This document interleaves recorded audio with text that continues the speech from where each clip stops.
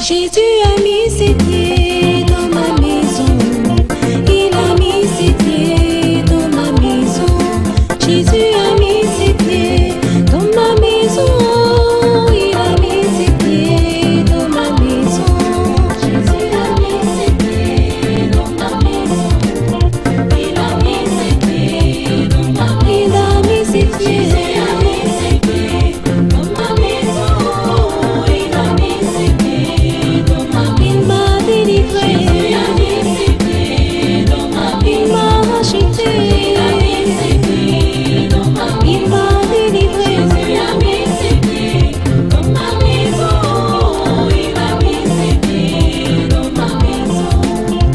J'ai reçu Jésus dans ma maison. J'ai reçu la paix, l'amour et le bonheur. Quand j'ai reçu Jésus dans ma maison, j'ai reçu la paix, l'amour et le bonheur. Jésus a mis ses pieds dans ma maison. Il a mis ses pieds dans ma maison. Jésus a mis ses pieds dans ma maison. Je suis excellent en paix. Alléluia. Je vous accueille dans cette église locale de la maison de prière dont le pasteur est hôte de la bergère Saint-Hilaire. Cette église est partie du ministère colonne de feu de Dieu, notre excellent APR, l'ange de l'éternel qui se tient devant la face de Dieu à Nîmes. Vous qui nous regardez à travers les océans, par les télévisions partenaires, vous êtes également les bienvenus. Aménagez-vous un espace pour ne pas être dérangé. Nous allons parler des choses extrêmement importantes parce que, étant un culte de rentrée, nos enfants sont nos semences. Et dans l'année scolaire, nous allons continuer à ensemencer. Donc nous allons parler de la semence aujourd'hui. Mais nous allons parler de cette semence dans des termes anakazo, c'est-à-dire des termes de contrainte. Un homme qui fait un enfant, qui dépose une semence, et que cette semence doit, à l'obligation, n'est-ce pas, de voir cette semence, n'est-ce pas, croître et l'amener à bon port. Alléluia. Nous allons voir également de semences que nous devons avoir dans notre vie parce que Dieu ne ment pas. Il dit ce qu'on aura semé, on va forcément récolter. Et quand vous ne semez pas, c'est que vous ne récolterez pas. Beaucoup d'entre nous, au milieu de nous, avec autour de nous, sont pauvres parce qu'ils n'ont rien semé. Nous allons voir également qu'il y a des semences qui sont temporaires, des semences spirituelles. Quand vous semez la côte, vous allez récolter la paix. Mais quand vous semez le Congosa, vous serez aussi congossé. Alors bienvenue, merci Saint-Esprit, on peut s'asseoir. La gloire est à Jésus. Alléluia. On va dire amen bien. Nous allons voir la première partie, anakase. C'est-à-dire que nous sommes obligés. Alléluia. Alors dites amen. Je sais que les chrétiens n'aiment pas cela, mais en réalité, nous sommes obligés. Alors dis amen bien. Je ne vais pas être blessé parce que ce sont des choses extrêmement importantes et capitales.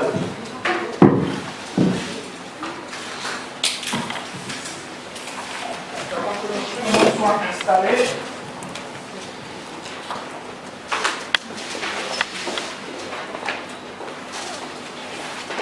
nous allons voir la parole de Dieu dans 1 Corinthiens chapitre 9. 1 Corinthiens 9. À partir du verset 7. Nous allons voir successivement le verset 16 et le verset 17. Mais beaucoup plus le verset 16. Il est écrit, c'est l'apôtre Paul qui écrit à l'église de Corinthe.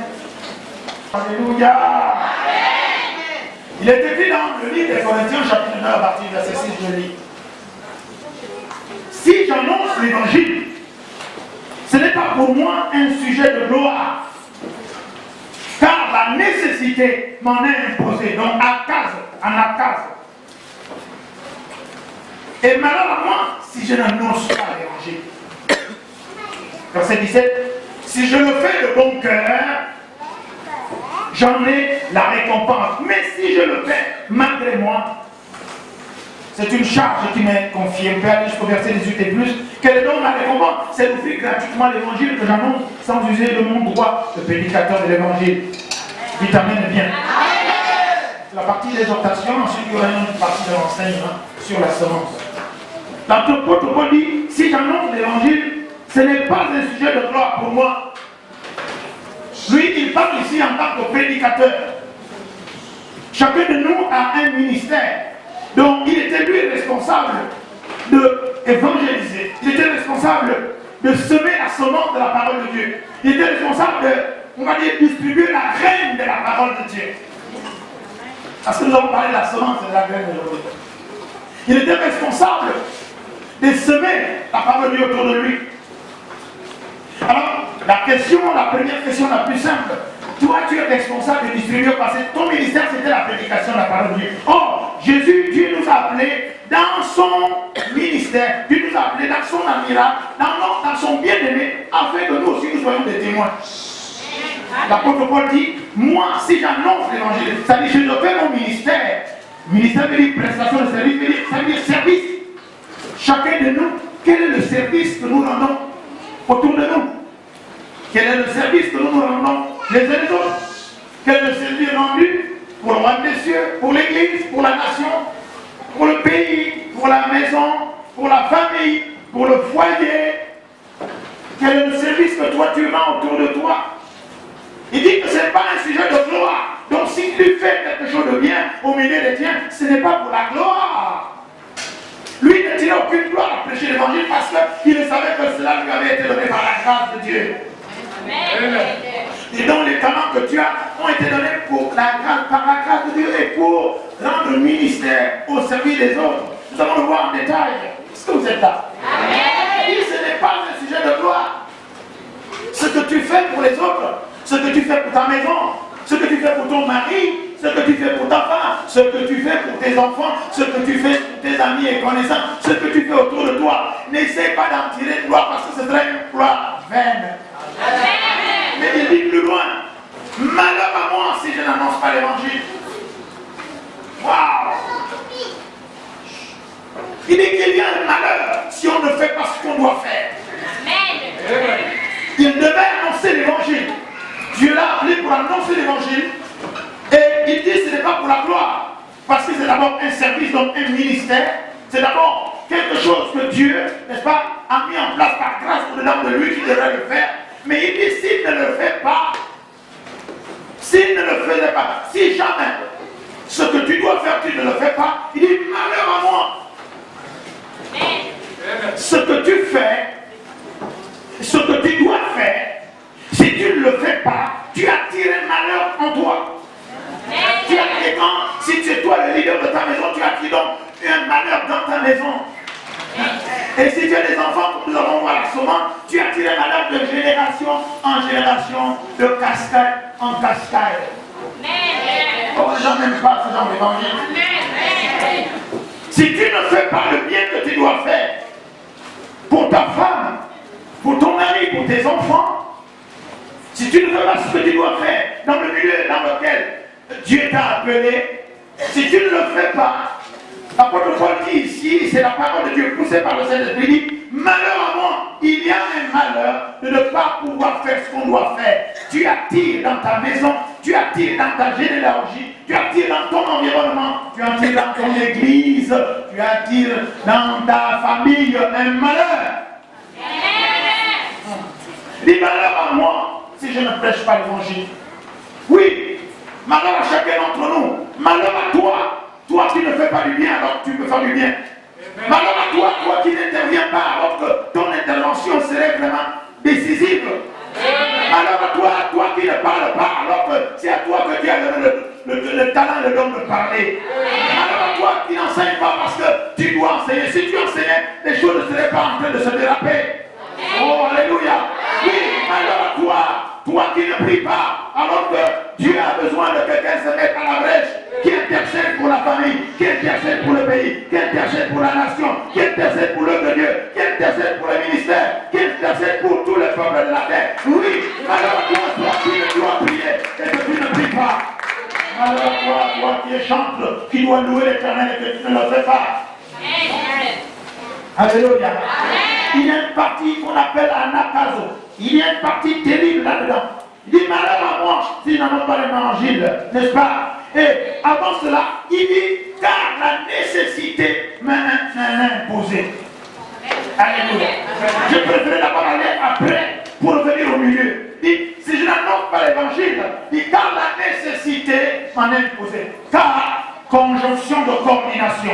Là, annoncer l'évangile est une nécessité, n'est-ce pas? Est indispensable pour lui, pour ne pas avoir un malheur. Et en plus, cela lui est imposé en acaso. Il est contraint, il est obligé d'annoncer l'évangile pour ne pas avoir le malheur. Tu es obligé de prier pour ne pas avoir le malheur. Tu es obligé de répandre la paix pour ne pas avoir le malheur. Tu es obligé de croire pour ne pas avoir le malheur. Tu es obligé d'être en paix et en joie avec les autres pour ne pas attirer le malheur. Et la Bible est là, car la nécessité, l'indispensabilité, l'obligation, tu es obligé. Et il dit ici, tu es obligé par qui? Par Dieu. Amen. Alléluia. Amen. Est-ce que vous avez ressenti dans vous cet esprit, ce mouvement en vous qui vous impose à venir louer Dieu? C'est inconscient parce que c'est l'esprit de Dieu. Celui qui a l'esprit de Dieu, au-dedans de lui, en acaso, il est contraint d'adorer Dieu sans le vouloir. Mais bien aimé, si vous servez Dieu et que finalement vous n'avez pas l'obligation, vous êtes obligés.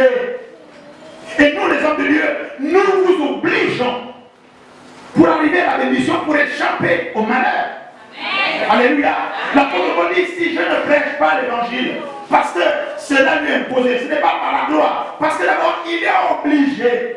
Un chrétien né de nouveau est obligé de louer Dieu. Amen. Obligé de prêcher l'évangile, obligé d'évangéliser, obligé de la paix. Il est obligé de semer la paix, obligé de semer la grâce, l'amour, la fidélité, la maîtrise, la patience, le pardon. Alléluia. Et la nécessité m'en est imposée. Si vous ne sentez pas qu'au-dedans de vous, vous êtes obligé de manifester Dieu, c'est que vous avez un souci. Amen. Alléluia. Amen. Ça veut dire que l'Esprit de Dieu n'a pas encore pris le contrôle de votre vie. Amen. Je parlais de ça avec les chants, que vous savez que les chants sont comme des coureurs, c'est vous qui ouvrez. Quand les gens viennent à l'église fatigués, chargés, ils ont besoin d'entendre une louange, n'est-ce pas, qui élève le trône de Dieu, qui élève la grandeur et la bonté de Dieu, n'est-ce pas? Maintenant, si vous chantez, vous venez à l'église et que vous ne sentez pas l'obligation de vous sanctifier parce que vous allez louer Dieu devant le peuple de Dieu, parce que vous allez vous tenir devant le peuple de Dieu, il y a un souci dans vous. Si un chantre n'a pas le souci de dire à son père et à sa mère, écoute maman, je suis grand, je vous aime bien, mais en acaso au-dedans de moi, je suis contraint, l'Esprit de Dieu m'appelle à la répétition à l'église. Tu ne peux pas m'imposer à garder les enfants maintenant. Maman, toi et moi, nous avons la même foi. Si nous n'avons pas la même foi, je suis vraiment désolé, mais respecte-moi. Je dois aller chanter à l'église. Et toi, tu dois effectivement aller prononcer le royaume de Dieu. Si tu n'es pas obligé, il y a une force au-dedans de toi. La loi de l'Esprit de vie, le Saint-Esprit de Dieu, l'onction de Dieu, l'Esprit du Seigneur. Fais en sorte qu'au-delà de toi, tu te sens obligé. Au-delà du fait plus loin que tu vas attirer malheur si tu ne le fais pas. Amen. Alléluia. Amen. Est-ce que c'est vrai ce que je dis là? Oui. Amen. Il y a des gens, nous allons le voir tout à l'heure par rapport aux graines et à la semence. Il y a des gens qui, quand il a 1000 francs, il sait qu'il lui reste 1000 francs, mais quand l'autre a dit, papa, je sais que peut-être qu'il te reste seulement 1000 francs, mais trouve-moi 1000 francs, je dois les grainer, pas un escroc parce qu'il faut avoir le discernement. Oh, mais je n'ai que 1000 francs, oui, donne 1000 francs, parce que tu vas semer dans la vie d'un pauvre et tu vas en récolter beaucoup. Alléluia. Pourquoi? Parce que la nécessité t'en est imposée. Alléluia. N'est-ce pas? Quand une femme, même si elle est charitée à la maison par son mari, même si il y a des choses qui sont terribles, compliquées, mais quand il voit que cet homme est en détresse et que cet homme, son mari, a besoin d'elle maintenant, n'est-ce pas? Même si tu es blessé, mais ce que tu dois faire, indépendamment de lui, mais tu sais qu'au-dedans de toi, tu dois le faire. Pourquoi? Parce que la nécessité t'en est imposée. La nécessité d'être une femme de Dieu. Ce que je dis pour la femme est valable pour l'homme. Alléluia. Oh, toi, homme, si effectivement ce que tu fais à la maison et tu sens que la femme ne t'est pas soumise, qu'elle soit soumise ou ou pas, gentille ou pas, mais il y a des choses que tu fais sans qu'elle ait demandé, sans qu'elle le soupçonne même. Pourquoi? Parce que la nécessité t'en est imposée. T'en est imposé quoi? Par la correction, par l'Esprit de Dieu, par l'amour, par la vision que tu as de témoigner Dieu, par la vision que tu as pour ton foyer. Alléluia. Vous venez dans une église, vous n'avez pas besoin qu'on vous pousse. Vous êtes assis, vous voyez que quelque chose ne va pas très bien. Vous vous adressez à votre pasteur, vous dites, pasteur, qu'est-ce que je peux faire? Regarde ça. N'est-ce pas? Ok. Pourquoi? Parce que j'ai quelque chose, j'ai envie de faire quelque chose. Pourquoi? Parce que la nécessité de toi parle. Parce que l'Esprit de Dieu parle. Alléluia. On voit ça aujourd'hui. La semence dont on parle là, ce n'est pas seulement l'argent. L'homme et la femme chacun peut s'aimer dans son foyer. Tu veux la paix, sème la paix. Tu veux la correction, sème la correction. Tu veux que ton mari te respecte, mais sème le respect. Monsieur, tu veux que ta femme te respecte, sème le respect. Alléluia. Tu veux que Dieu t'honore, mais honore dans Dieu. Qu'est-ce que tu vas semer? Alléluia. Tu veux que tes enfants réussissent à l'école, mais ce sont déjà car semences sont tes graines. Il va falloir les arroser correctement avec la parole de Dieu. Parce que seule la parole de Dieu fait grandir, croître correctement dans la correction. Dites amen bien.